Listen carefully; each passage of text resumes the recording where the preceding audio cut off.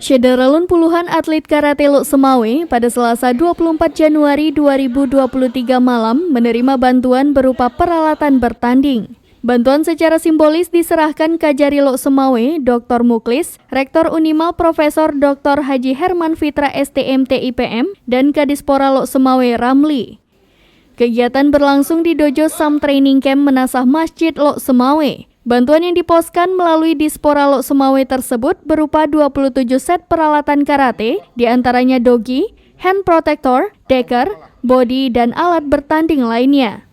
Ketua DPRK Lok Semawe Ismail Amanaf menyatakan dirinya merupakan sosok pecinta olahraga, sehingga selama ini selalu memberi perhatian penuh kepada setiap cabang olahraga. Kedepan dipastikan dirinya akan terus berjuang memberikan dukungan untuk pengembangan dunia olahraga di kota Lok Semawe. Kajari Lok Semawe Dr. Muklis yang juga pembina perguruan KKI Lok Semawe mengharapkan dengan adanya bantuan ini bisa meningkatkan motivasi para atlet untuk bertanding sehingga nantinya bisa meraih prestasi yang gemilang. Sementara Rektor Unimal Profesor Dr. Haji Herman Fitra memaparkan kalau seluruh universitas di Indonesia tetap menyediakan kuota khusus untuk penerimaan mahasiswa baru melalui jalur prestasi, termasuk prestasi di bidang olahraga.